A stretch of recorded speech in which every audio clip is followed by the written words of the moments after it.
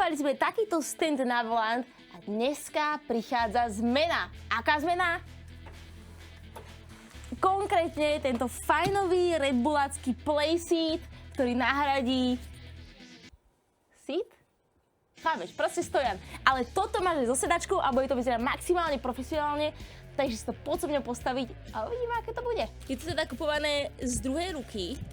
Čo je taká zaujímavosť, tak vlastne ja som ten inzerát, tento konkrétne, našla asi tak mesiac dozadu. A celý ten playseat bol za nejakých 200 €, hej? Myslím, že presne 200 €. A hovorím si, že 200 €, že že to je strašne dobrá cena, hovorím si, bola, ale žena by ma asi, nebola by z toho nadšená, chápeš? Tak som to myslela. Po nejakej dobe, znova úplne nejakou náhodou som to našla, lebo niekto sa pýtal klasicky, že na Red Bull chladničku, že odkiaľ máme s druhým. A ja hovorím, no, že tak, jak to my máme, tak to asi nedostaneš, ale jediný spôsob je teda, že si to kúpiš, nie, tú chladničku na bazoši, lebo viem, že na bazoši ako bývajú chladničky. No a tak hovorím, že no, že na bazoši v pohodičke tu to máš a zrazu kúkam, že zase ten playseat tam je. No, že ako to bude z nejaký osud, to viete, čo bol väčší osud? Že ten playseat tam bol zrazu za 175.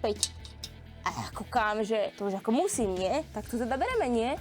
Lenže typek mal napísané, že no, tak len ako osobne. Tak ja som bola, že že osobne asi nie, ale možno to nejako akože vydilujeme, hej. Tak ako proste som zavolala, že no, že mám fakt záujem o to, skrátka len tam odtiaľ nie som, ale že fakt mám akože obrovský záujem, ale že nie som nejaký skemer alebo niečo, ale znela som tak totálne.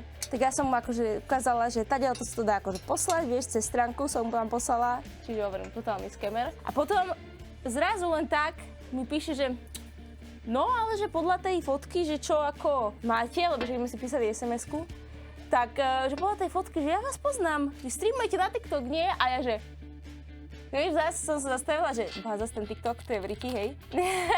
A že áno, že áno, vieš, lebo to je dobrý krok, to keď ťa niekto spozná, tak vieš, že v tebe má aspoň nejakú dôveru trochu, chápeš? Teda to kúkol, nastavil to tam a potom proste hovorí, no, že ale tým, že vás poznám, aj vás sledujem, takže vám to dám za lepšiu cenu.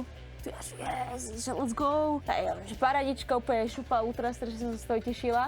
Tak teraz toto ide sem. No teda, prečo som ten seat chcela, je to, že ja som akože fakt dlho chcela si, že ak sme sa vlastne presťahovali, tak som si hovorila, ty kokos, že to bola šupa, že má taký seat, lebo my sme vlastne ešte, keď sme bývali v Nitre, začali hrať závodné hry, ale fakt som to akože chcela, že proste, že to bude ako totálna imerzia, vieš. Nakoniec sme ale teda skončili pri tom, že sme si kúpili Wheelstand Pro, čo je úplne pecková vec, pretože sa ti to konečne potom stole nešmýká a je to ako fakt dobré. A celý stôl ti od toho nedrancuje, takže to je dosť dobré. Takže teraz si to môžeme vlastne položiť. Iná vec, čo bude, tak bude to treba ešte trošku vyčisiť, to potom poriešime. Počúvajte, a kto iný by mal mať Red Bull seat ako ja, hej? To mi povedzte. Dobre to vyzerá! Tuto, ja mám plán už. To vieš, že mám plán. Dobre, a teraz tam ide druhá tyčka. Veľa ľudí si kúpi volant, lebo si povie, ja to budem extrémne moc používať a proste chcem to, závodné hry. A realita je taká, že to ako využívajú už fakt, že chvíľu, hej? Že skoro vôbec. My sme teda si kúpili volant najprv za 40-50 €, Logitech Driving Force GT, keby náhodou. Isto ste ho mali viacerí, je to jeden z tých asi ako najlepších starších volantov, čo si môžete kúpiť. Reálne ten volant je asi z roku koľko? 2009? Milujem tie videá, ktoré vlastne vo výsledku mám tak 6 minút, ale trvajú tak hodinu, vieš. Som zvedavá, že ako mi to vlastne presne vyjde od toho, že čo by som chcela, že ako toto bude, ale verím, že to bude dobré. Väčšinou, keď mám nejakú predstavu, tak celkom aj dobre dopadne, takže verím v to aj tentokrát. Výborne, máme to opravené, jak to má byť a teraz by sa nám to dalo pekne zmestiť. Teraz, dámy a páni, tam prichádzajú pedále. No a toto by malo byť, že tu. Teraz toto ide do toho a toto ide do toho. Aha. Čo je vlastne taká nevýhoda proste playseatu oproti tomu napríklad Wheelstand Pro, tak je tá, že si nedokážeš vlastne ten volant ohýbať na tomto. No a vyzerá to, že to máme hotovo. Máme to poskladané, vy to celé nevidíte. Tak. To je super, že si to vieš takto presne popusovať na svoju dĺžku, vieš. Ja som taký malý človek, takže pre mňa je to akože úplne super, keďže všetko väčšinou robia na dlhých ľudí. Teraz teda vyberieme volant z toho celého a pedále. To bude ešte masaker, si myslím.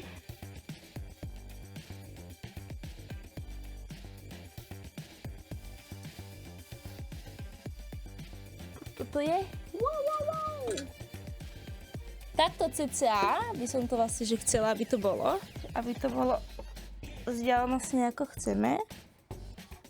Tak to je to asi dobré podľa mňa. Tak to je to dobré, takže takto to môžeme zapevniť, upevniť. No a takto vyzerá náš celý setup, máš tu celý seat, posunula som ho až úplne ku zadu, to znamená, že vlastne tam máme viac priestoru, dá sa povedať, ako sme mali predtým na jednu stranu a využitého. K tomu je tam pripevnený monitor na Alza Ergo, nejak sa mi to podarilo na tú tyčku medzi nohami vlastne dať, drží to vám pekne, do toho je tam tablet, ako môžeš vidieť. No a na tablete máme s tým dashboard na akúkoľvek hru závodnú, ak by sme potrebovali. Ale daj mi vedieť do komentára, čo si myslíš ty, či by si takýto seat chcel, alebo taký máš, alebo dokonca ešte lepší. Ďakujem, že si pozeral toto video a vidíme sa pri ďalšom. Ahoj!